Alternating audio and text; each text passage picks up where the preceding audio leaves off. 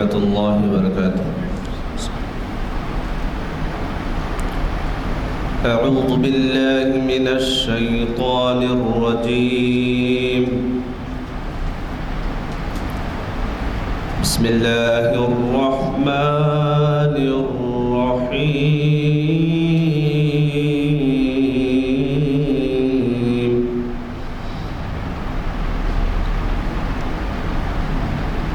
إنا أعطيناك الكوثر فصل لربك وانحر إن شانئك هو الأبتر۔ صدق اللہ العظیم۔ علیکم ورحمۃ اللہ وبرکاتہ۔ آج 19 فروری مطابق 9 شعبان المعظم پیر کا دن، بعد نماز عصر مسجد عالیہ گن فاؤنڈری کے کانفرنس ہال میں شریعت انفارمیشن سروس کی 933ویں نشست ہے، اور آج کا عنوان ہے صلاحیتوں کا ارتقاء، اہمیت و تقاضا۔ الحمدللہ آج کل کے موجودہ حالات کے حساب سے بہت ہی موضوع ہے یہ۔ اللہ تعالیٰ ان کو اچھی صحت و عافیت دے۔ بڑا اچھا عنوان سلیکٹ کرتے ہیں، یہ لوگ خود ہی دیتے ہیں، مقررین اپنی طرف سے دیتے ہیں آج ہمارا یہ عنوان رکھیے۔ آج کے مقرر ہیں جناب سید سلطان محی الدین صاحب۔ میں ان کے بیچ حائل ہونا نہیں چاہتا، آپ تمام کے ان کے سننے کا ہے۔ بہت ہی اچھی قیمتی باتیں معلوم ہوتی ہیں، بڑی محنت کر کے بناتے ہیں لوگ لیکچر۔ آپ سنتے ہیں تو جب احساس ہوتا ہے ہمارے کو، تو میں ادباً گزارش کرتا ہوں سید سلطان محی الدین صاحب سے کہ وہ شہ نشین پر تشریف لائیں اور ہمیں مخاطب فرمائیں۔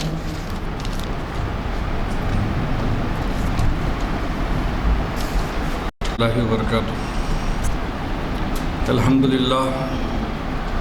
الحمدللہ نحمدہ ونستعینہ ونستغفرہ ونؤمن بہ ونتوکل علیہ ونعوذ باللہ من شرور انفسنا ومن سیئات اعمالنا، من یہدہ اللہ فلا مضل لہ ومن یضللہ فلا ہادی لہ، ونشہد ان لا الہ الا اللہ وحدہ لا شریک لہ، لہ الملک ولہ الحمد وہو علی کل شیء قدیر۔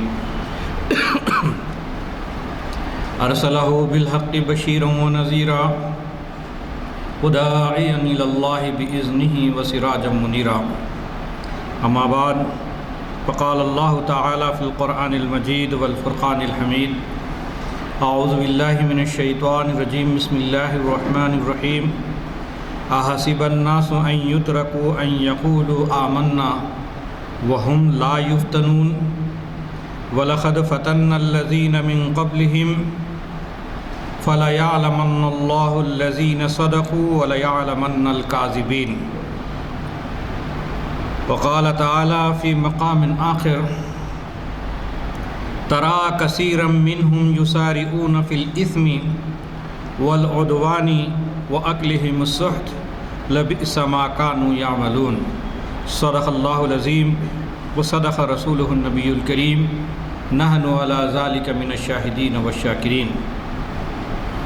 معزز ذمہ داران مسجد عالیہ اور عزیز سامعین کرام، جیسا کہ ابھی آپ نے عنوان سماعت فرمایا، صلاحیتوں کا ارتقاء، اہمیت اور تقاضے۔ آپ کو تعجب ہو رہا ہوگا کہ اس عنوان کی کیا ضرورت ہے ہمارے پاس۔ دنیا میں جتنے بھی کام ہوتے ہیں دنیاوی اعتبار سے، وہ بغیر صلاحیتوں کے نہیں ہوتے۔ ہر کام کے لیے کچھ نہ کچھ صلاحیتوں کی بہرحال ضرورت ہوتی ہے۔ گھر میں ایک نوکر بھی اگر ہم رکھتے ہیں تو اس کو بھی گھر کا سلیقہ بتاتے ہیں، طریقہ بتاتے ہیں، یہ کام ایسا کرنا چاہیے، کام ایسا نہیں کرنا چاہیے۔ ہر گھر کے اپنے طریقے، طور طریقے الگ الگ ہوتے ہیں۔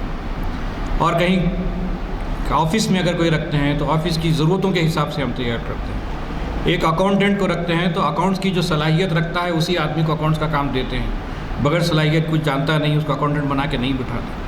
کیشیئر بھی بنانا ہو تو اس کے لیے بھی ایک صلاحیت کا آدمی کو ڈھونڈتے ہیں۔ گویا کہ یہ صلاحیتیں انسانی زندگی کی بنیادی ضرورتوں میں سے، اور اس میں اللہ تعالیٰ نے ہر انسان کے اندر دو طرح کی صلاحیتیں رکھی ہیں۔ ایک صلاحیت ہے اللہ تعالیٰ نے جو قدرتی طور پر، پیدائشی طور پر ہر انسان کے اندر رکھی ہے، اور یہ صلاحیتیں سارے لوگوں کو اللہ تعالیٰ نے ایک ساتھ نہیں دی، کسی کو زیادہ دی، کسی کو کمتر دی، کسی کو بہت اعلیٰ دی، کسی کو درمیانی دی۔ کچھ لوگ ہوتے ہیں دو تین گفتگو کے اندر اس کی حقیقت تک پہنچ جاتے ہیں، کچھ لوگ ہوتے ہیں کہ بڑی مشکل سے بھی سمجھانے کے بعد ان کو سمجھ میں نہیں آتا۔ یہ ایک ٹیلنٹ ہے، اللہ تعالیٰ کی ایک صلاحیت ہے جو انسان کو اللہ تعالیٰ نے دی ہے۔ اسی طریقے سے کچھ ٹیلنٹس اور کچھ صلاحیتیں ایسی ہوتی ہیں جو انسان اپنی محنت، اپنی جستجو، اپنی کوشش سے کرتا ہے۔ مثلا ایک مسجد کا امام بھی ہونا ہے تو کم سے کم قرآن اچھا پڑھنے تو آئے اس کو، کم سے کم یہ تو اس کو سیکھنا پڑے گا۔ نماز کیسے پڑھانی ہے وہ تو اس کو سیکھنا پڑے گا۔ یہ صلاحیت کے بغیر کوئی امام بھی نہیں پڑھ سکتا۔ مؤذن ہے لیکن اذان دینے نہیں آتا، ایسا نہیں ہو سکتا۔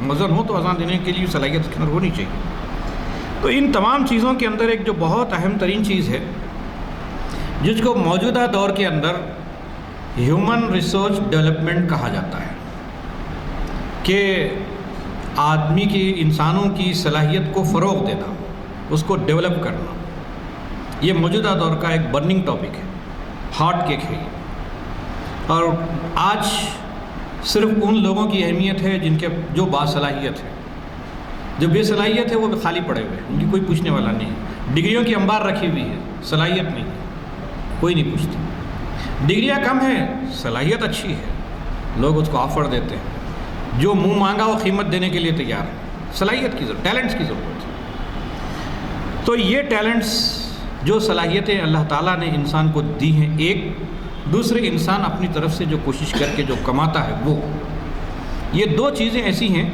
جو ایک بار اگر کوئی چیز آدمی سیکھ لے وہ ہمیشہ پوری زندگی اس کے ساتھ رہے گی، اس کی کوئی گارنٹی نہیں ہے۔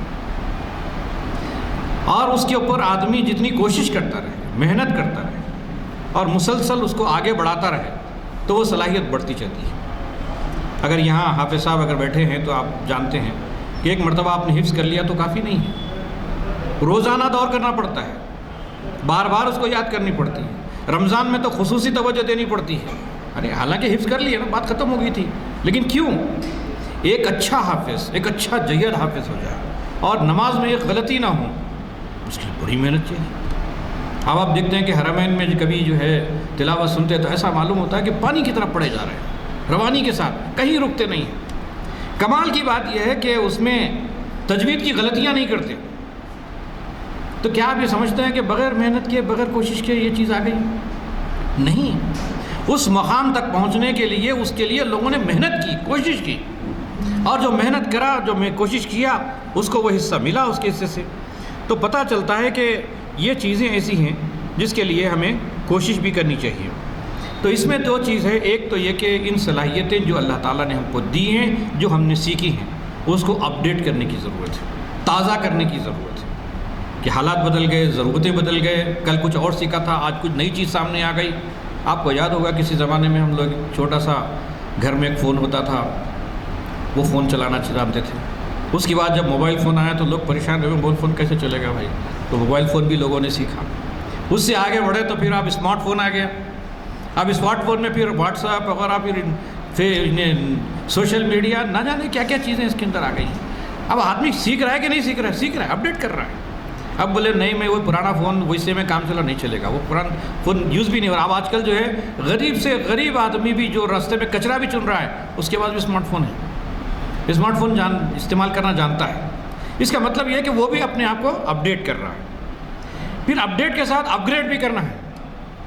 ایک ہوتا ہے کہ جو کچھ بھی آپ کی معلومات ہے اس کو تازہ کرے، دوسرا یہ کہ آگے بڑھائے اور آگے سیکھے اور آگے سیکھے، اور اس کے بعد کیا ہو سکتا ہے اس کے اوپر سیکھے۔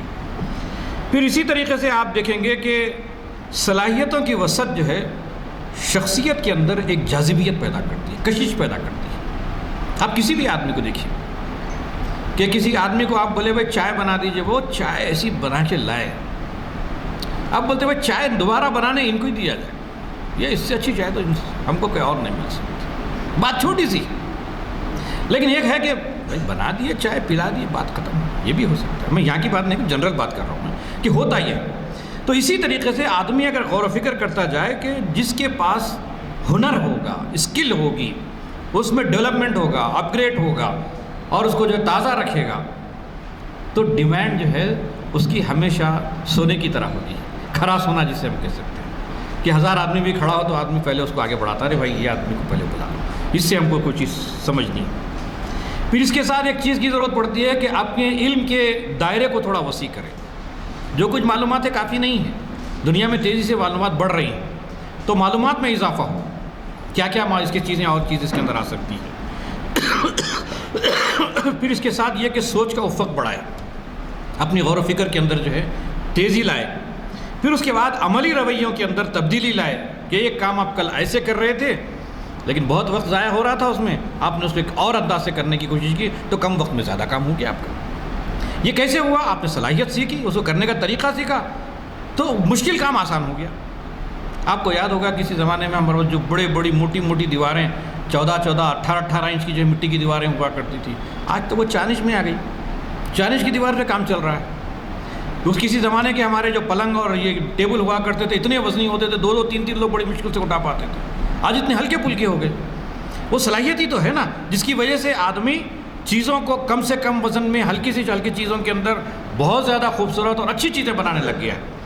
پھر اسی طریقے سے یہ بات غور کرنے کی ہے کہ ہم دنیا کا کوئی بھی کام کریں گے تو صلاحیتوں کے ذریعے سے کریں گے، اچھے سے اچھا کریں گے، لیکن اللہ کا دین کیا اتنا سستا ہے کہ اس کا کام بغیر محنت کے ہو جائے، اس کے لیے بغیر کوشش نہ کی جائے۔ کبھی قرآن پڑھے بغیر ہم کوئی بات کہہ دیں اس کے بارے میں، حدیث پڑھے بغیر کوئی بات کہہ دیں اپنی طرف سے، کتاب کوئی پڑھے بغیر ہم کوئی بات کہہ دیں، یہ نہیں ہو سکتا۔ اللہ کے دین کا معاملہ ہے تو اس کے اندر آپ دیکھیں گے کہ یہ چیز ہیومن ریسورس ڈیولپمنٹ جس چیز کا نام ہے، یہ کام اول روز سے انبیاء علیہ السلام نے کیا ہے۔ یہ ایک تاریخی حقیقت میں آپ کے سامنے رکھ رہا ہوں۔ ہم سمجھتے ہیں کہ یہ دور جدید کی کوئی ایجاد ہے، یہ دور جدید کی کوئی ایجاد نہیں ہے۔ میں کچھ مثالیں آپ کے سامنے دینا چاہتا ہوں۔ آپ دیکھیں گے کہ قرآن مجید کے اندر آپ پڑھتے جائیے، کئی پیغمبروں کے تذکرے قرآن مجید میں اللہ تعالیٰ نے کیے۔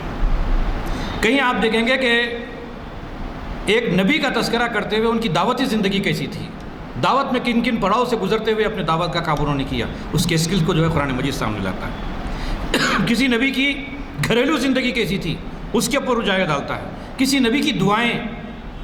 اب آپ دیکھیں کہ ابراہیم علیہ السلام کی بہت سی دعائیں قرآن مجید کے اندر آئیں۔ آج ہمارے پاس دیکھیے کہ ہم لوگ جو دعائیں کرتے ہیں بڑے عجیب دعائیں کرتے ہیں، یعنی وہ نہ اس کا کوئی سر ہوتا ہے نہ پیر ہوتا ہے، ہر وہ چیز دے دے جو میری ضرورت ہے، وہ مانگا وہ بھی دے، جو نہیں مانگا وہ بھی دے۔ ارے آپ جو اللہ تعالیٰ سے مانگ رہے تو سوچ سمجھ کے مانگے۔ قرآن مجید نے سکھایا ہے دعائیں کیسے کرنا، ابراہیم علیہ السلام نے سکھائی ہیں کہ یہ دعا ایسی اس طرح سے کی جا سکتی ہے۔ کیوں ہم قرآن مجید کی وہ دعائیں نہیں سیکھتے؟ اپنی مرضی سے دعائیں کیوں مانگتے؟ نبی صلی اللہ علیہ وسلم نے دعائیں سکھائی ہیں، وہ دعائیں کیوں نہیں مانگتے ہم لوگ؟ پھر کیوں یہ بناوٹی دعائیں ہم لوگ مانگتے ہیں؟ تو اس طرح میں غور کرنا چاہیے کہ جو دعائیں اللہ کے رسول صلی اللہ علیہ وسلم نے سکھائی ہیں، قرآن مجید نے سکھائی ہے، اللہ تعالیٰ نے سکھائی ہیں، انبیاء علیہ السلام نے مانگی ہیں دعائیں اس طریقے سے، تو ان دعاؤں کو بھی جو ہے ہمیں سیکھنے کی ضرورت ہے۔ پھر اسی طریقے سے آپ دیکھیں گے کہ نوح علیہ السلام کو اللہ تبارک و تعالیٰ نے کشتی بنانے کا فن سکھایا۔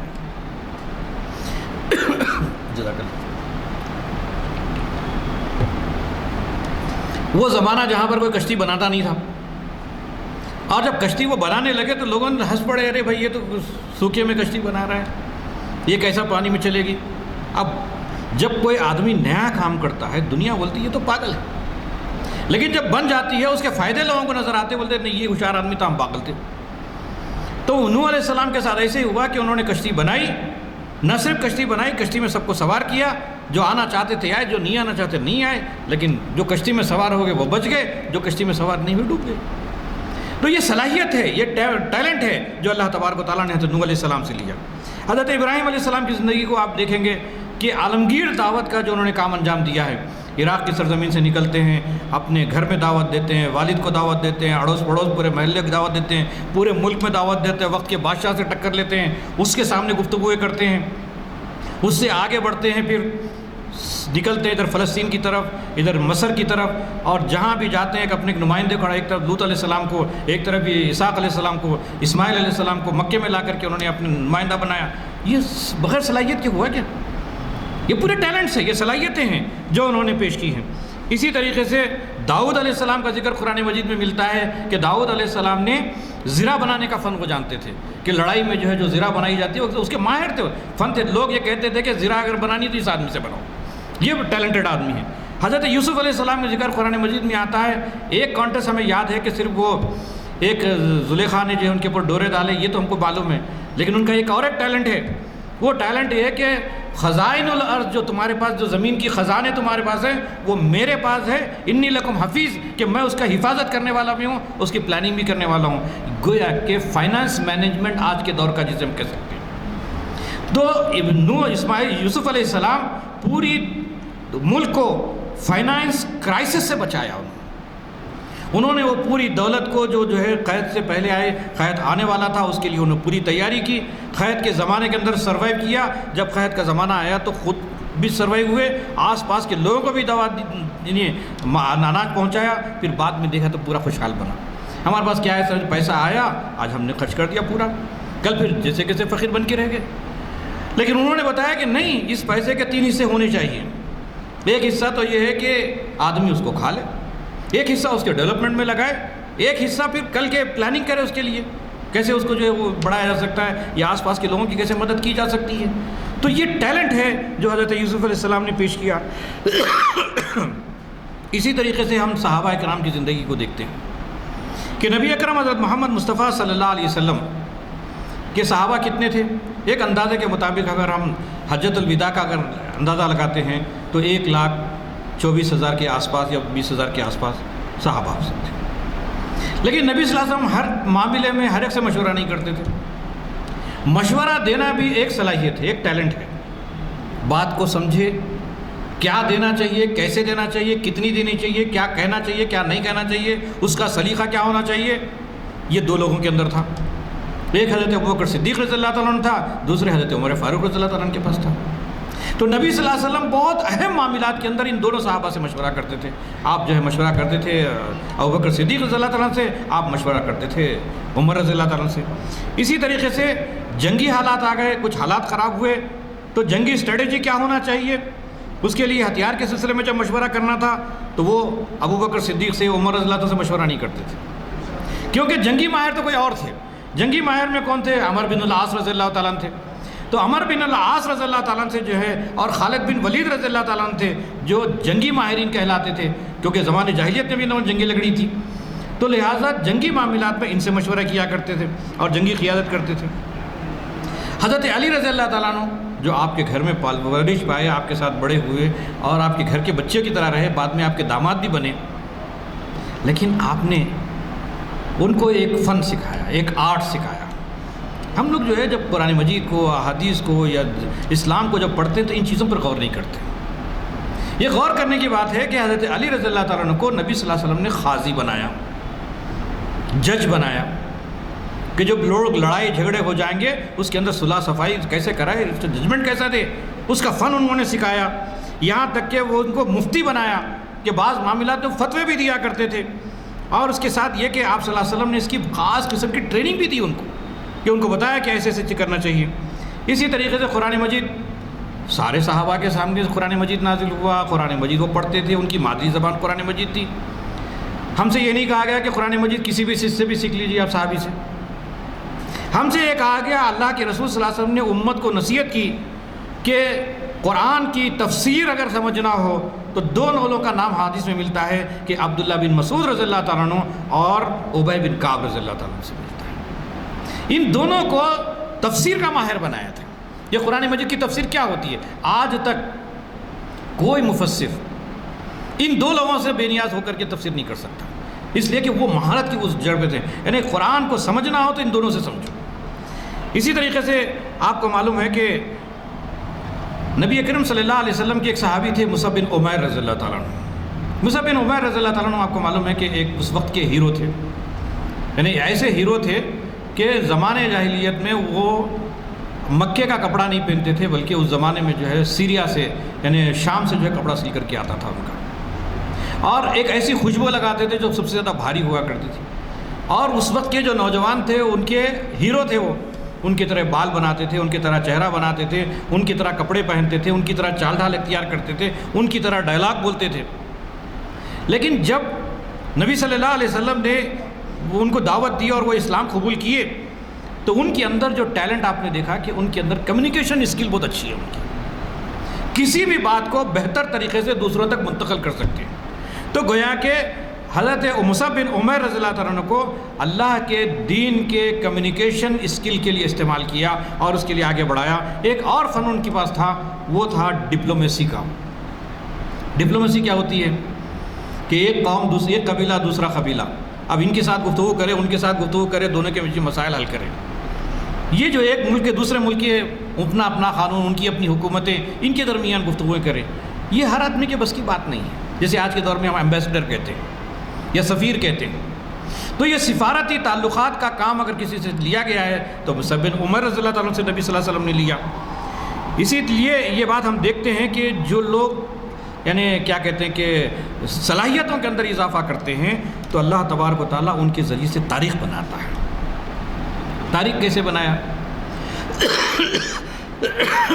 جب نبی صلی اللہ علیہ وسلم کو مدینے کے کچھ لوگ آئے حج کے موقع پر، نبی صلی اللہ علیہ وسلم سے ذکر کیا کہ ہمارے یہاں اسلام کو سمجھانے کے لیے ایک فرد کو بھیجا گیا۔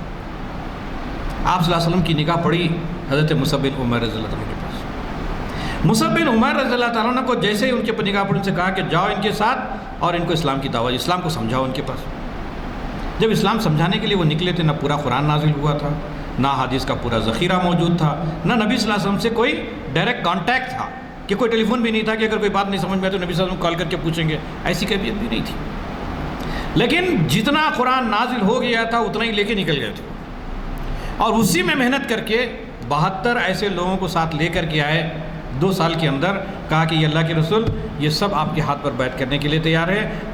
بیعت ہی نہیں بلکہ آگے بڑھ کے انہوں نے کہا کہ ہم آپ کی جان کی، مال کی، عزت کی، آبرو کی حفاظت کریں گے، ہم اپنی جانیں لٹا دیں گے، لیکن آپ کے لیے ہم سب کچھ کریں گے۔ ان جیلوں کو کس نے تیار کر کے لایا؟ مصعب بن عمیر۔ یہ ٹیلنٹس ہے، یہ صلاحیت ہے، اور انہی صلاحیتوں کے ذریعے سے یہ چیز آتی ہے۔ پھر اسی طریقے سے آپ دیکھتے ہیں کہ دنیا کے اندر جو آج موجودہ جو دور ہے ہمارا، حکومتیں یوں چل رہی، سمجھ رہے ہیں آپ، ملٹری کے ماہرین ہوتے ہیں، فورسز کے ماہرین ہوا کرتے ہیں، دنیا کے ایڈمنسٹریشنز کے ماہرین ہوا کرتے ہیں، یہ سب مل کر کے تو حکومتیں چلایا کرتے ہیں۔ تو کیا آپ اسلام کو دنیا میں نافذ کرنے کے لیے کسی صلاحیت کی ضرورت نہیں ہے؟ 5 وقت کی نماز پڑھ لی، اللہ اللہ خیر صلی اللہ، اور تسبیح پڑھ کر کے ہم مطمئن ہو جائیں کہ چلو بھائی اتنا تو کم سے کم ہم نے ورد کر لیا تو کافی ہو گیا؟ ارے نہیں، حالانکہ ابھی میں نے جو اپنی گفتگو کے آغاز میں ایک آیت پڑھی جس میں اللہ تبارک و تعالیٰ نے کہا ترا کثیرا منہم یسارعون فی الاسم والعدوان واکلہم السحت لبئس ما کانوا یعملون۔ اس کا ترجمہ ہے تم دیکھتے ہو کہ ان میں کیسے بکثرت لوگ گناہ اور ظلم اور زیادتی کے کاموں میں دوڑ دھوپ کرتے ہیں۔ اتنی بڑی صلاحیتیں ٹیلنٹ رکھ کے کر کیا رہے ہیں؟ گناہ کو پھیلا رہے ہیں۔ بھئی ایک اچھی فلم بنانا، گناہوں کی فلم بنانا ایک بے صلاحیت آدمی کا کام، اس کے لیے بھی صلاحیت چاہیے، اس کے لیے بھی ٹیلنٹ چاہیے، لوگوں کو اپنی طرف توجہ کرے، لوگ بیٹھ کر کے اس کی پوری فلم دیکھیں، یہ صلاحیت چاہیے۔ تو گناہوں کے اندر لوگ جو ہے دوڑ دھوپ کر رہے ہیں، اللہ تعالیٰ پوچھتا ہے کہ تمہیں کیا ہو گیا ہے؟ اللہ کا دین اللہ اللہ خیر صلی اللہ پہ گزار لو، اس کے لیے کوئی ٹیلنٹ نہیں سیکھو گے تم، اس کے لیے اپنے اندر کچھ صلاحیت بنا کرنے کی کوشش نہیں کرو گے تم، اس کو اپنے آپ کو اندر ڈیولپ نہیں کرو گے تم اس کے اندر۔ پھر اسی کے ساتھ ساتھ اگر ہم یہ بھی دیکھیں کہ بڑے بڑے اخبارات، ٹی وی چینلز جو اس وقت جو چل رہے ہیں، اور لکھنے والے، بولنے والے، اور بڑے بڑے ڈیبیٹس کرنے والے، ہم کو باصلاحیت لوگ ملتے ہیں۔ یہ سب وہ لوگ ہیں جو مختلف قسم کے کورسز سیکھتے ہیں۔ ایک آدمی سے پوچھا گیا کہ آپ کے پاس اتنی صلاحیتیں کیسے جمع ہو گئی؟ تو آپ نے کہا کہ میں اپنی آمدنی کا 10% میں اپنی صلاحیتوں کو بڑھانے میں لگاتا ہوں. ہم کس کے لگاتے ہیں؟ ایسے پیسے یا تو کھانے میں یا تو فضول خرچہ کرنے میں یا تو دعوتوں میں. اپنی صلاحیت بڑھانے کے لیے کوئی خرچ نہیں لگاتے ہم لوگ. تو کیسے صلاحیت ہمارے اندر آئے گی؟ بھئی آپ دیکھیے کہ کسی کمپنی کے اندر آپ جاب کرتے ہیں تو کمپنی بھی کچھ چیزیں سکھاتی ہے آپ کو اور آپ سے کہتی ہے کہ بھائی تم یہ سیکھ لو تو ہم کو تمہاری تنخواہ اتنی بڑھا دیں گے، یہ سیکھ لو گے تو اتنی تنخواہ تمہاری بڑھائیں گے. تو ظاہر بات ہے کہ آپ کی صلاحیتیں جتنی بڑھتی جائے گی اتنے آپ کے اندر جو ہے آپ کی انکم بھی بڑھتی جائے گی. اسی طریقے سے اللہ کے دین کی حفاظت، اس کی اقامت اور دنیا کے اندر اسلام کو پیش کرنے کے لیے بھی صلاحیتوں کی ضرورت پڑتی ہے، وہ ٹیلنٹس کی ضرورت پڑ سکتی ہے. اسی کے اندر آپ دیکھتے ہیں کہ اسلامی معاشیات کے ماہرین آپ کو چاہیے کہ آج دنیا کو سمجھا سکے کہ تم جس اکنامکس کی بات کر رہے ہو وہ اکنامکس تمہاری نیچے جا رہی ہے، لوگ پریشان ہو رہے ہیں. اسلام اس کے مقابلے میں ایک آلٹرنیٹ معاشی نظام پیش کرتا ہے، ایک نئے آلٹرنیٹ سوشل سسٹم پیش کرتا ہے، ایک متبادل جو ہے پولیٹیکل سسٹم پیش کرتا ہے.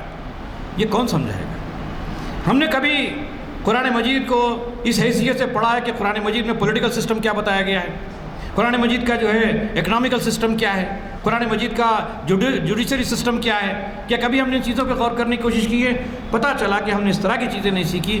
اگر اس طرح کی چیزیں اگر ہم سیکھتے اور متنوع صلاحیتیں اگر اندر پیدا کرتے تو آپ کو معلوم ہوتا ہے کہ دنیا میں ایک چھوٹا سا گھر بھی اگر آپ کو بنانا ہے تو پہلا کام کیا کرتے ہیں آپ؟ اپنے ایریا کے اندر یا جس سے آپ کی تعلقات ہیں ان میں سے اچھا ماہر انجینئر کو ڈھونڈتے جو آپ کی چھوٹی سے زمین پر آپ کی تمام سہولتوں کے ساتھ وہ چیزیں آپ کو دے سکیں. ورنہ بغیر منصوبے کے، بغیر اس کی اگر آپ دے دیں گے تو کچن کہیں بنا دے گا انہیں، ٹوائلٹس کہیں بنا دے گا انہیں، رومز کہیں بنا دے گا انہیں، پھر بعد میں آپ کچھ پریشانی کر رہی ہے یہاں نہیں ہونا تھا، یہاں نہیں ہونا تھا، یہاں غیر ضروری کھڑکی لگا دی. یہ ساری چیزیں کیوں ہوتی ہیں؟ یہ نااہل لوگوں کے ساتھ اگر آپ کام کریں گے تو ایسے ہی ہوگا. لیکن آپ دنیا کے گھر بنانے کے لیے ماہرین کو استعمال کرتے ہیں، جب اللہ کے دین کا کام آئے گا تو اس کے لیے ماہرین کا استعمال نہیں کر سکتے. آپ کے لیے جو ضرورت ہے اس وقت کہ اسلام پر کچھ لکھنے والوں کی ضرورت ہے. کوسی زبان میں لکھیں جو دنیا زبان جانتی ہے. آج انگریزی ہر جگہ بولی جا رہی ہے، ہمارے بچے پورے انگریزی پڑھ رہے ہیں. اب انگریزی میں لکھنے والے نہیں ہیں. اب انگریزی میں بولتا نہیں بھائی قرآن پڑھتے ہو پڑھتے، اردو آتا نہیں آتا. اب قرآن کے ترجمے زیادہ آپ کے پاس ہے، انگریزی ترجمہ انگریزی آتا ہو آپ پڑھ سکتے ہو، سمجھ میں نہیں آتی انگریزی آپ تو کیسے ہوگا؟ تو پتہ چلا کہ کچھ لوگوں کو تو محنت کرنی پڑے گی، کچھ لوگ ڈیسائیڈ کرنا پڑے گا کہ کم سے کم جو ہے میری انگلش کو میں امپروو کروں گا، اتنی اچھی انگلش میری ہو جائے تاکہ میں جو ہمارے بچے پڑھنے والے، جو انگریزی پڑھنے والے بچے ان کو اسلام میں سمجھا سکوں، قرآن سمجھا سکوں، احادیث میں سمجھا سکوں. پھر اس طرح سے کہ کچھ مترجمین چاہیے ہم کو جو ٹرانسلیشن کر سکیں، کچھ تجربے کار مقررین چاہیے کہ جو ہے لوگوں کو جو ہے صحیح طریقے صحیح وقت پہ صحیح گائیڈ کر سکیں. اسی طریقے سے منصوبہ ساز لوگوں کی چاہیے کہ ایک ساتھ کام نہیں کرتے بلکہ ایک کے بعد آج یہ کام ہو گیا تو کل دوسرا کام ہونا چاہیے، پرسوں تیسرا کام ہونا ہے. ایک صاحب جو ہے کو اگر شوق ہوا تو سارے مساجد میں صرف جانمازاں بچھانا شروع کر دیے. ارے بھائی ایک بار جانماز بچھا دیے بات ختم ہو گیا، اس کے بعد دوسرا کام بھی تو لیجیے نا. خالی جانمازوں سے مسئلہ حل ہے کیا؟ ہر سال ایک نئی جانماز لا کے ڈال دیں گے آپ. ارے ایک جانماز تو آپ کو 5 سال تو کام آ سکتی ہے، کیوں ہر سال ڈالنے کی ضرورت ہے؟ یہ اس لیے ہوتا ہے کہ ہمارے کو نیا ٹیلنٹ نہیں ہے، نیا کام نہیں ہے آپ کے پاس، پیسے پڑے ہوئے کیا کرنا ہے؟ کچھ بھی کر دو. تو ہم کچھ بھی کر کے نیکیاں کمانا چاہتے ہیں تو کیا اللہ تعالیٰ نیکیاں ایسے ہی بانٹ دے گا؟ تو ضرورت یہ ہے کہ ہمیں اس کے اوپر بھی سوچنا چاہیے کہ کیا چیزیں ہمارے لیے ضروری ہے، کیا چیز ضروری نہیں ہے، کیا چیز ہو چکی ہے، کیا چیز ہونے کی ضرورت ہے. اس کو جو پرکھنے کی بھی ضرورت ہے. پھر اس کے ساتھ ساتھ ہم یہ بھی دیکھیں گے جدید ٹیکنالوجی اس وقت جو آ رہی ہے بڑی تیزی کے ساتھ جو بدل رہی ہے، نوجوانوں کے ساتھ جو ہے کے اندر جو ہے جو چیزیں بڑھ رہی ہیں اس میں جو ہے لکھنے کی، بولنے کی اور فاسٹ ٹائپنگ کی ضرورت ہے. کہ اسلام کو اگر کمیونیکیٹ کرنا ہے تو ان سب چیزوں کی ضرورت ہے کہ دنیا بھر کی باصلاحیت شخصیات سے استفادہ بھی کرنا ہے. دنیا میں جن جن لوگوں کے پاس جو ٹیلنٹس ہیں ان ٹیلنٹس کو کس کے لیے استعمال کرنا ہے؟ اسلام کے لیے استعمال کرنا. اب آپ پوچھیں گے بھائی یہ نئی بات آپ کہاں سے لا لیے؟ میں کچھ قرآن مجید سے اور نبی صلی اللہ علیہ وسلم کی احادیث سے کچھ چیزیں آپ کے سامنے دینا چاہتا ہوں. آج کے موجودہ دور کے اندر ٹیلنٹس کے بارے میں کہا جاتا ہے کہ بائی، بلڈ، بارو. کچھ صلاحیتیں خریدو، کچھ صلاحیتیں اپنے اندر پروان چڑھاؤ کچھ صلاحیتیں قرض لے لو، جس کو آج کے زمانے میں کیا کہتے ہیں، اس میں آؤٹ سورسنگ کرتے ہیں. کہ بھی مثال کے طور پر اگر آپ کے پاس جو ہے مسجد کی صاف صفائی کے لیے ایک آدمی کو رکھنا آپ کے لیے مشکل ہے، تو آپ یہاں سے کمپنی موجود ہے، وہ کمپنی جائے گی، بولے بھائی آپ ہمارے کو 4 آدمی بھیجا دیجیے، 4 آدمی آئیں گے، روزانہ صاف صفائی کرے چلے جائیں گے اپنی تنخواہ لے کر کے. آپ کو ہیڈک نہیں کہ وہ آدمی آیا نہیں آیا، کتنے بجے آیا، آپ کو مسجد صاف رہے تو کام ختم ہو گیا آپ کا. تو اس طریقے سے ہم کو جو ہے کرنی چاہیے. آپ دیکھیں گے کہ نبی کریم صلی اللہ علیہ وسلم نے ان تمام صلاحیتوں کو کس کس طریقے سے استعمال کیا. آپ دیکھیں گے کہ جب نبی صلی اللہ علیہ وسلم ہجرت کے لیے نکل رہے تھے تو مکے سے مدینہ جانے کا راستہ کون سا ہے؟ ایک تو وہ معروف راستہ ہوگا جو عام لوگ ہر آدمی جاتا ہے. اب آپ کو ایک ایسے راستے کی تلاش تھی جو عام لوگوں کو نہ معلوم ہو، خاص لوگوں کو معلوم ہو. اب وہ مکے کے اطراف کے پورے علاقے کو جاننے والا آدمی چاہیے. تو اس کے لیے ایک طریقہ تو یہ ہو سکتا تھا کہ اپنے صحابہ، کیونکہ رازداری کا کام تھا، اور آپ یہ کر سکتے تھے کہ کسی ایک صحابی کو لے کے پورے مکے کا دورہ کرو، پورے کہاں کا راستے نکلتے دیکھو، مدینہ جانے کا راستہ کون سا ہے، کدھر سے شارٹ کٹ نکلتا ہے، یہ سب کر کے اب کتنا ٹائم لگے گا؟ اس میں تو 5-10 سال نکل جائیں گے اس زمانے میں. آپ نے بالکل سیدھا بائی کیا، اس کو خریدا. اس کو آپ نے حضرت ابوبکر صدیق رضی اللہ عنہ کو ذمہ داری دی کہ آپ جو ہے ایک کسی ماہر ایسے آدمی کو دیکھو جو راستہ جانتا ہو. آپ نے ایک غیر مسلمان نہیں تھا جس اسلام کو قبول نہیں کیا تھا، اس سے کہا کہ بھائی مدینہ جانے کتنے راستے ہیں؟ بولے اتنے راستے ہیں. کون کو یہ سارے تم جانتے ہو؟ ہاں جانتا ہوں. تو بولے اسے بہت کسی کو پتہ نہ چلے اس نئے راستے سے تم ہم کو لے کے جا سکتے، کتنے پیسے چاہیے تم کو؟ یہ پیسے میں دیتا ہوں، لکھ چھوڑو. انہوں نے کیا کیا کہ جب نکلے مدینے سے تو اس راستے پہ نہیں گئے جس راستے پر ہمیشہ لوگ جاتے ہیں. آپ اس کے بالکل اپوزٹ راستے پہ گئے، غار ثور میں جا کر کے ٹھہرے، اور وہاں سے آپ نے وہ راستہ اختیار کیا جو سیدھا مدینہ پہنچ گیا. لوگوں کو خبر بھی نہیں ہوئی کہ کیسے آپ پہنچ گئے. تو گویا کہ آپ نے صلاحیت کو بائی کیا، خریدا اس کو. اسی طریقے سے آپ دیکھیں گے کہ کچھ صلاحیتوں کو جو ہے وقتیہ استعمال کرنے کی ضرورت پڑتی ہے. ایک صحابی رسول ہیں، انہوں نے آ کر کے کہا کہ اللہ کے رسول ابھی میں نے اسلام قبول کیا ہے، میرے اسلام قبول کرنے کی اطلاع بھی کسی کو نہیں ہے، آپ مجھ سے کوئی کام لینا چاہتے تو لے لیجئے. آپ نے کہا کہ کیا دشمن کے اندر تم پھوٹ ڈال سکتے ہو؟ بولے کہ ہاں ڈال سکتا ہوں. بولے جائیے کر کے آئیے. تو فوری گئے، انہوں نے 2 لوگوں کو ایک ایسا فارمولہ پیش کیا، وہ لوگ آپس میں لڑتے رہ گئے، آپ کامیاب ہو گئے. اسی طریقے سے آپ نے اس کو بارو کر لیا. اسی طریقے سے جب یعنی یہ ضروری نہیں ہے کہ صلاحیتیں صرف مسلمانوں سے لی جائے، میں کہتا ہوں کہ دنیا میں کسی سے بھی لی جا سکتی ہیں. مثال کے طور پر جب جو ہے وہ واقعہ پیش آیا کہ جنگ بدر میں کچھ قیدی آئے. اب قیدیوں کا فدیہ تھا، اب فدیہ دینے کے لیے پوزیشن میں جن لوگوں کا فدیہ پیسے دینے کے تھے انہوں نے پیسے دے کے نکل گئے. اب جو پیسے نہیں دے سکتے تھے وہ لوگ کیا کریں؟ تو انہوں نے کہا کہ ہمارے پاس کچھ بھی نہیں ہے. تو آپ صلی اللہ علیہ وسلم نے کہا کہ تم کو لکھنا پڑھنا آتا ہے؟ بولے ہاں آتا ہے. تو ہمارے صحابہ کو تم سکھا دو، یہی تمہارا فدیہ ہے. گویا کہ آپ نے اس کا استعمال کر کے اپنے صحابہ کو تیار کر لیا. تو ہم آج سمجھتے ہیں کہ یہ بائی بلٹ اور بارو بولے تو یہ نئی چیزیں دکھی ہمارے کو، لیکن نبی صلی اللہ علیہ وسلم نے اپنے زمانے کے اندر اس کے اندر کر کے دکھائی. اسی طریقے سے حضرت علی رضی اللہ تعالیٰ عنہ کو آپ دیکھیے. حضرت علی رضی اللہ تعالیٰ عنہ کے بارے میں ایک بات تو میں نے اس سے پہلے بتائی آپ کو، انہوں نے قاضی بنایا، جج بنایا.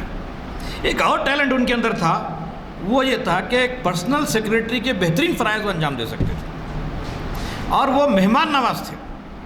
دیکھیے مہمان نوازی ہر آدمی نہیں کر سکتا.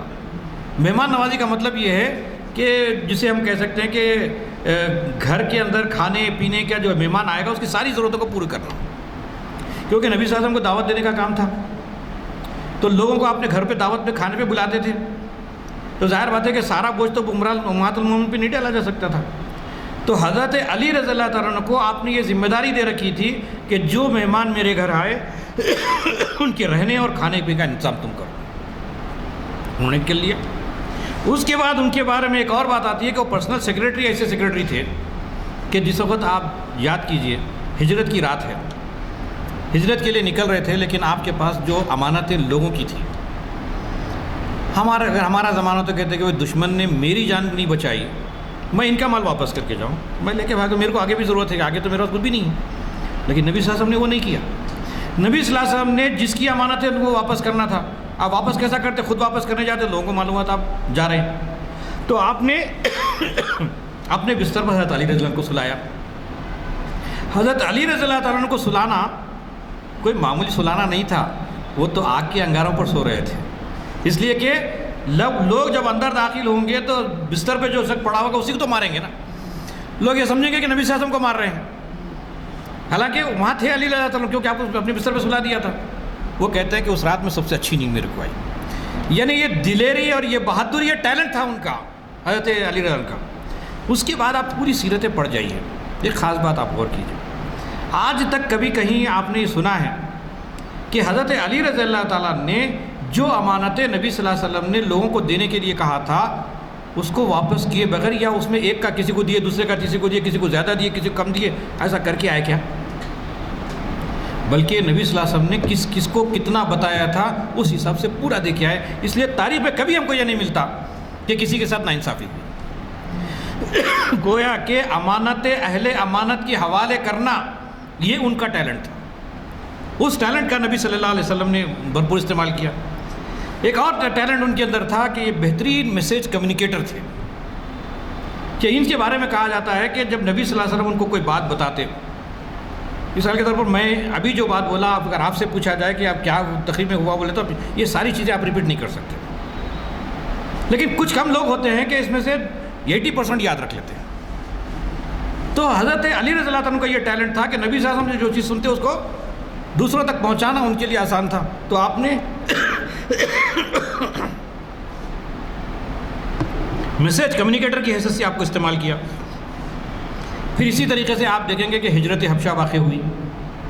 ہجرت حبشہ میں جو مسئلہ تھا وہ یہ تھا کہ خالی 4 لوگ جو ہے یہاں سے ہجرت کو نہیں نکلے تھے اپنی جان بچانے کے لیے، سب سے بڑا مسئلہ یہ تھا کہ صحابہ اکرام کی زندگی کو مشرکین مکہ نے تنگ کر دی تھی، ان کو جو ہے کاروبار کرنا مشکل ہو گیا تھا، بزنس مین لوگ تھے یہ لوگ۔ تو اللہ کے رسول صلی اللہ علیہ وسلم چاہتے تھے کہ ایک تو یہ مشکلات سے کچھ دن کے لیے صحابہ اکرام ذرا دور رہیں، دوسرا یہ کہ وہ کما کے جو ہے تھوڑا سا اپنے آپ کو خوشحال بنا لیں، تیسرا یہ کہ جس مقام پر آپ بھیجے جا رہے تھے تو ظاہر بات ہے کہ وہ مسلم ملک تو نہیں تھا، وہ تو عیسائیوں کا ملک تھا اور اس کا بادشاہ عیسائی تھا۔ تو ظاہر بات ہے کہ نبی صلی اللہ علیہ وسلم نے اس وفد کو جو ہجرت حبشہ کے لیے جا رہی تھی تو اس کو جو ہے جس کا لیڈر، اس کا جو امیر بنایا گیا، وہ کس کو بنایا گیا؟ جعفر بن ابی طالب رضی اللہ عنہ کو بنایا گیا۔ جعفر بن ابی طالب کون تھے؟ علی عنہ کے بھائی تھے۔ جب ان کو بنایا گیا تو جب یہ وہاں پہنچے تو مشرکین مکہ پیچھے سے شکایت لے کر کے پہنچ گئے، بولے کہ بھائی ہمارے پاس سے آئے ہوئے بھگوڑے جو بھاگ کے آ گئے ان کو تم پناہ دو اور ہم لوگ تماشا دیکھیں، نہیں آپ پورے واپس کریے۔ اب ظاہر بات ہے کہ بادشاہ نے پوچھا کہ بھائی میں بھی اتنا نادان بادشاہ بھی تو نہیں ہوں کہ کوئی بھی آ کے مجھ سے کوئی شکایت کر دے، میرے پاس جو لوگ پناہ لینے کے لیے آئے ہیں میں ان کے حوالے کر دوں۔ ان سے پوچھا کہ یہ پورے مسلمانوں کو جمع کیا جو ہجرت کر کے آئے تھے، ان سے پوچھا کہ تمہارے پاس تم یہاں بھاگ کے کیوں آئے بتاؤ۔ تو انہوں نے کہا کہ ہمارے پاس ایک رسول آئے ہیں، ایک نبی کا تعارف کرانا تھا۔ تو نبی کا تعارف یوں کرا سکتے تھے، یہ ٹیلنٹ تھا حضرت جعفر طیار رضی اللہ عنہ کا، نبی صلی اللہ علیہ وسلم کا بہترین تعارف انہوں نے کرایا، قرآن مجید کا تعارف کروایا۔ جب عیسائی بادشاہ تھا اس نے سوال پوچھا کہ عیسیٰ علیہ السلام کے بارے میں قرآن کیا کہتا ہے تمہارا؟ تو اس وقت کہا کہ عیسیٰ علیہ السلام، ظاہر بات ہے کہ ان کا عقیدہ کیا تھا؟ خدا کا بیٹا مانتے تھے۔ اب ظاہر بات ہے کہ خدا کا بیٹا اگر ہم لوگ رہتے تو کیا کرتے؟ ہم یہ بولتے کہ بھائی نہیں بھی آپ کے پاس بھی صحیح، ہمارے پاس بھی صحیح، خدا کا بیٹا آپ کے پاس ہوگا، ہمارے پاس خدا کا نبی ہے، اتنا ہی بولتے نا۔ نہیں، انہوں نے بڑی کلیئرٹی کے ساتھ کہا کہ یہ اللہ کے رسول ہیں، یہ آپ تک جو ہے حق بات پہنچانے کے لیے آئے ہیں، یہ اللہ کے بیٹے نہیں ہیں، قرآن ہمارا موقف یہ ہے ہمارا۔ تو پورا اسلام کا اسٹینڈ انہوں نے نجاشی کے سامنے رکھا، یہاں تک کہ روایات میں یہ بات ملتی ہے کہ ایک کنکر جو ہے نجاشی اٹھاتا ہے اور یہ کہتا ہے کہ جو بات تم نے اپنی تقریر میں کہی ہے، نہ عیسیٰ علیہ السلام نہ اس سے زیادہ تھے نہ اس سے کم تھے، یہی بات ہے۔ تو یہ جو تقریری صلاحیت تھی اور اسلام کے موقف کو جو سمجھانا تھا، وہ جو ہے بڑے اطمینان کے ساتھ جو ہے نجاشی کے دربار میں انہوں نے سمجھایا۔ تو پتہ چلا کہ نبی صلی اللہ علیہ وسلم نے جو لوگوں کا انتخاب کرتے تھے یوں ہی نہیں کیا کرتے تھے، بلکہ اس کے ذریعے سے جو ہے بہت سے مسائل حل کیا کرتے تھے۔ اسی طریقے سے ایک اور چیز آپ دیکھیں گے کہ ہر آدمی کی بات نہیں سنتا ہے نا بھائی۔ ایک جو ہے لیبر آدمی کے ساتھ بیٹھنا پسند کرتا ہے، اس کے ساتھ اٹھنا پسند کرتا ہے، اس کا ایک ماحول ہوتا ہے۔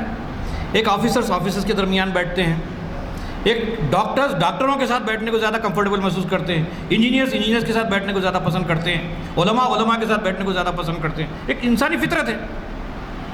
تو ظاہر بات ہے کہ اسلام کو پہنچانے کے لیے اسلام صرف غریبوں کے لیے، یتیموں کے لیے، مساکین کے لیے تو نہیں ہے، ہر طبقے کے لیے۔ تو اب ظاہر بات ہے کہ اس وقت کے جو بڑے بڑے بزنس مین تھے، اب ان بزنس مین کو اگر سمجھانا ہو تو کون سمجھا سکتا ہے؟ تو آپ نے دیکھا کہ حضرت ابوبکر صدیق رضی اللہ عنہ خود ایک بزنس مین تھے، نبی صلی اللہ علیہ وسلم نے آپ کا استعمال کیا۔ تو آپ کو جب بزنس مین کے اندر بھیجا تو سب سے پہلے کون ایمان لائے؟ عبد الرحمن بن عوف، جو بڑے بزنس مین اس وقت کے، حضرت عثمان غنی رضی اللہ عنہ بزنس مین۔ تو اس طریقے سے جو یعنی کیا کہتے ہیں کہ بزنس طبقہ جو تھا اس کے اندر اسلام کو پھیلانے کا جو کام کیا تھا وہ حضرت ابوبکر صدیق رضی اللہ عنہ نے کیا تھا۔ تو یہ ٹیلنٹ تھا حضرت ابوبکر صدیق رضی اللہ عنہ کا۔ پھر اسی طریقے سے اگر جاسوسی کا نظام جسے ہم کہہ سکتے ہیں کہ خفیہ طور پر یہ معلوم کیا جائے کہ ہمارے خلاف کیا ہو رہا ہے، ہمارے حق میں کیا ہو رہا ہے، اس کے لیے بھی خاص ٹیلنٹ چاہیے۔ ایک آدمی جائے، لوگوں کے درمیان بیٹھے اور بیٹھ کے ایسی گفتگو کرے اور ان کے مواد نکال کے لائے کہ کیا یہ بات کہنا چاہتے ہیں، کیا پلاننگ ان کے پاس چل رہی ہے، وہ ساری چیزیں لے کے آئے اور اتنی دلیری اس کے اندر ہو کہ یہ جاسوس اگر معلوم ہوا تو پھر لوگ اس کو مار بھی ڈالتا تھے۔ تو یہ اس کے لیے نبی صلی اللہ علیہ وسلم نے حضرت حذیفہ بن یمان رضی اللہ عنہ کو استعمال کیا کہ حضرت حذیفہ رضی اللہ عنہ کے اندر یہ ٹیلنٹ تھا کہ وہ گئے اور انہوں نے جو ہے مختلف قسم کے جو انفارمیشن جو ہے نکال کے لا کر کے نبی صلی اللہ علیہ وسلم کو دیا۔ اسی طریقے سے ہم دیکھتے ہیں کہ قرآن مجید ہمارے سامنے کہتا ہے، کیونکہ وقت ہے یا نہیں مجھے نہیں پتہ، کتنا ٹائم ہے ابھی اپنے پاس؟ 5 منٹ ہے جی، 5 منٹ میں اپنی بات کو ختم کر لیتا ہوں۔ قرآن مجید ایک نقشہ کھینچتا ہے، قرآن مجید کو اس طریقے سے پڑھیے۔ سورہ مدثر میں اللہ تعالیٰ نے کہا فَإِذَا نُقِرَ فِي النَّاقُورِ فَذَلِكَ يَوْمَئِذٍ يَوْمٌ عَسِيرٌ عَلَى الْكَافِرِينَ غَيْرُ يَسِيرٌ وَذَرْنِي وَمَنْ خَلَقْتُ وَحِيدًا وَجَعَلْتُ لَهُ مَالًا مَمْدُودًا وَبَنِينَ شُهُودًا وَمَهَّدتُ لَهُ تَمْهِيدًا ثُمَّ يَطْمَعُ أَنْ أَزِيدَ كَلَّا إِنَّهُ كَانَ لِآيَاتِنَا عَنِيدًا سَأُرْهِقُهُ صَعُودًا۔ اب یہ پورے پکچر کے اندر اللہ تعالیٰ نے دنیا میں ایک انسان کا تذکرہ کر رہا ہے جس کو اللہ تعالیٰ نے مال، اولاد اور ٹیلنٹس دیے۔ 3 چیزیں اس کے پاس تھیں، باصلاحیت تھا، مال والا تھا، اولاد والا تھا۔ اس کو پا کر کیا کیا اس نے؟ قرآن مجید یہ کہتا ہے جب وہ دن بڑا ہی سخت دن ہوگا جس دن سر پھونکا جائے گا، کافروں کے لیے ہلکا نہ ہوگا، چھوڑو اس شخص کو جس کے ساتھ میں اکیلا نمٹوں گا، کیونکہ میں نے اس کو بہت سا مال دیا تھا لیکن اس مال کو اس نے ضائع کیا، اس کو صحیح طریقے سے استعمال کر سکتا تھا۔ پھر اسی طریقے سے اس کے لیے ریاست کو ہم نے ہموار کیا تھا۔ پھر اس کے ساتھ یہ کہ وہ طمع رکھتا تھا، اور زیادہ چاہیے اور زیادہ چاہیے کی فکر کرتا تھا، اور ہماری آیات کے ساتھ بغض رکھتا تھا، عناد رکھتا تھا، اور ان قریب انہیں آگ میں ڈالیں گے۔ کیوں کہا اللہ تعالیٰ نے یہ بات؟ اس لیے کہا کہ یہ جو ٹیلنٹس اللہ تعالیٰ نے دیے ہیں، یہ ٹیلنٹس کا اگر تم نے غلط استعمال کیا تو تمہارا ٹھکانہ جہنم ہے۔ اب ایک دوسری مثال میں آپ کے سامنے دینا چاہتا ہوں، وہ مثال جس کے اندر ایک آدمی کے اندر اتنی صلاحیت ہوتی ہے کہ وہ بڑے سے بڑے کام انجام دے سکتا ہے۔ مثال کے طور پر یہ صورت ہم نے بہت عام طور پر پڑھی ہے، عبس وتولی ان جاءہ الاعمی وما یدریک لعلہ یزکیٰ، یہ پوری صورت آپ پڑھ لیجئے۔ اس میں جو بات آئی ہے وہ یہ ہے کہ شروع ہوا بے رخی بڑھتی۔ نبی صلی اللہ علیہ وسلم یعنی بڑے بڑے سرداروں کے درمیان بیٹھے ہوئے ہیں، ایک صحابی رسول جو نابینا تھے وہ آ گئے۔ تو آپ صلی اللہ علیہ وسلم کو خیال ہوا کہ بھئی ارے ذرا انہوں ٹھہر جاتے اور پہلے میں ان پر کام کر لیتا تو بعد میں ان کو کام کر دیتا۔ اللہ تعالیٰ کو یہ ناراض گزری کہ بھئی جو سننا نہیں چاہتا اس کو تو سنا رہے آپ، جو سننا چاہ رہا اس کو نہیں سنا رہے آپ۔ تو آپ نے کہا کہ نہیں، ان کو سناؤ۔ اور اس کو سنانے کا فائدہ کیا ہوا میں آپ کو بتا دوں، اس لیے کہ ٹائم نہیں ہے تفصیل میں جاؤں۔ اس کا فائدہ یہ ہوا کہ نبی صلی اللہ علیہ وسلم کی سیرت میں مؤذنین کے 2 نام ملتے ہیں، ایک بلال حبشی رضی اللہ تعالیٰ عنہ کا، اور دوسرے یہ عبداللہ بن ام مکتوم رضی اللہ تعالیٰ عنہ کا۔ یہ مؤذن رسول تھے۔ نہ صرف یہ کہ بلال حبشی رضی اللہ عنہ کا ایک ٹیلنٹ میں آپ کو بتاتے ہوئے اپنی بات کو ختم کروں کہ جس زمانے میں یہ اذان دیا کرتے تھے اس زمانے میں گھڑی وغیرہ نہیں ہوا کرتی تھی۔ آج ہمارے پاس موبائل فون ساری چیزیں معلوم ہوتی، پہلے سے فورکاسٹ ہو جاتا اذان فجر کتنے بجے، عشاء کتنے بجے۔ وہ نجوم کا علم جانتے تھے، وہ ستاروں سے دیکھا کرتے تھے اور رات میں اٹھ کر کے فیصلہ کرتے تھے کہ فجر کا ٹائم ہو گیا، یہ ظہر کا ٹائم ہو گیا، عصر کا ٹائم ہو گیا، اس کے حساب سے اذان دیا کرتے تھے. یہ ان کے ٹیلنٹ تھے، حالانکہ غلام تھے. لیکن یہ غلام کو بھی نبی صلی اللہ علیہ وسلم نے تراش خراش کر کے اتنا بہترین بنایا، باصلاحیت بنایا کہ وقت پر اذان دینے کا فن انہوں نے سیکھا تھا. اللہ تعالیٰ سے دعا ہے کہ اللہ تعالیٰ ہم تمام کو اس طرح کی غیر معمولی صلاحیتیں جو آج کے وقت کی ضرورت ہے اسلام کی خاطر ہمیں سیکھنے کی توفیق عطا فرمائے. رب اغفر وارحم وانت خیر الراحمین برحمتک یا ارحم الراحمین وآخر دعوانا ان الحمدللہ. الحمدللہ، ماشاءاللہ بہت ہی اچھا بیان تھا آپ کا. اندازہ لگا کہ کتنا گہرا مطالعہ ہے آپ کا اور کتنی محنت کر کے آپ یہ موتیے نکال کے لائے ہیں. الحمدللہ ہماری معلومات میں بہت اضافہ ہوا اور بہت اچھے طریقے سے آپ نے جو ہے ساری چیزوں کا خلاصہ کیا ہے. سب سے پہلے جو ہے تقاضے کا ہی جو ہے بہت ہی اچھے طریقے سے ہماری سمجھ میں آیا اور صلاحیتوں کا بھی معلوم ہوا. پھر کون کون حضرات کس سے اس میں ماہر تھے، یہ ساری چیزیں معلوم ہوئی. اللہ ہماری دعا ہے اللہ تعالیٰ آپ کے علم میں اور ترقی دے، برکت دے، آپ کی عمر دراز کرے. اللہ اور ہم کو بار بار آپ کو سننے کا موقع ملے. ہم تمام سے ہم کو ہدایت دے، توفیق دے. آپ سے جو سنے ہیں اس کو سمجھے، عمل کرنے کی توفیق دے اور دوسروں تک پہنچانے کے ہمیں جو ہے حالات بنائے، معاون بنائے. الحمدللہ. بسم اللہ الرحمن الرحیم. الحمدللہ رب العالمین. اللہم صلی علی سیدنا محمد وعلی آل سیدنا محمد وبارک وسلم. ربنا آتنا فی الدنیا حسنۃ وفی الآخرۃ حسنۃ وقنا عذاب النار وادخلنا الجنة مع الابرار. یا عزیز یا غفار یا رب العالمین. رب اغفر وارحم وانت خیر الراحمین. اللہم ارحمہما کما ربیانی صغیرا. رب اغفر لی رب اغفر لی رب اغفر لی یا الہ العالمین یا رحم الراحمین. ہمارے والدین، تمام عزیز و قریب رشتہ دار، بھائی بہنیں، ہمارے سارے اساتذہ صاحبان، افسران صاحبان، سارے مومنین مومنات، مسلمین مسلمات جو اس دنیا فانی سے گزر چکے ہیں، میرے مولا ان کے ساتھ رحم کا کرم کا معاملہ فرماتے ہوئے ان کے درجات میں بلندی عطا فرما. ان تمام کی خبروں کو جنت کا ایک باغ بنا دے. اے اللہ ہم تمام کو جو سب قید حیات ہیں میرے مولا انہیں توفیق دے، ہدایت دے، سچی توبہ کر لیں اپنی لغزشوں کا، گناہوں کا. توبۃ النصوح کروا لے جو تیرے دربار میں قبول و منظور ہو جائے. بعد اس کے ہم کو ہدایت دے، توفیق دے. حضور پاک نبی کریم صلی اللہ علیہ وسلم کی پیاری پیاری سنتوں پر عمل کرنے والا بنا دے. یا الہ العالمین یا رحم الراحمین. ہم تمام کو پنج وقتہ نمازی بنا دے. ساری نمازیں تکبیر اولیٰ سے با جماعت پڑھنے کی توفیق و ہدایت دے. یا الہ العالمین یا رحم الراحمین. اللہ جو بچے تعلیم پا رہے ہیں انہیں نافع علم عطا فرما. ہر امتحان میں امتیازی کامیابی عطا فرما. اے اللہ جو بے روزگار ہیں ان کے روزگار کا انتظام فرما. اے اللہ بہت ہی اچھی ملازمتوں سے لگا دے، اچھے کاروبار سے لگا دے. جو ملازمت کر رہے ہیں، کاروبار کر رہے ہیں، میرے مولا ان کے کاروبار میں، ملازمت میں برکت والی ترقی عطا فرما. یا اللہ یا رحمان یا رحیم یا کریم. اے اللہ جتنے لوگ بیمار ہیں میرے مولا ان تمام کو شفائے کاملہ عاجلہ مستعملہ عطا فرما. اے اللہ جو پریشان حال ہیں ان کے پریشانیوں کو دور فرما. جو تنگ دست ہیں ان کی تنگ دستی کو دور فرما دے. یا الہ العالمین آپسی کچھ جھگڑوں میں ہیں تو میرے مولا ان کے مسائل حل کر دے. اے اللہ جو جس مسائل میں گھرے ہوئے ہیں ان کا سلوشن نکال دے، ان کا حل نکال دے.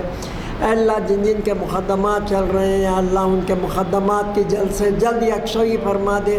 حقداروں کو ان کا حق دلا دے.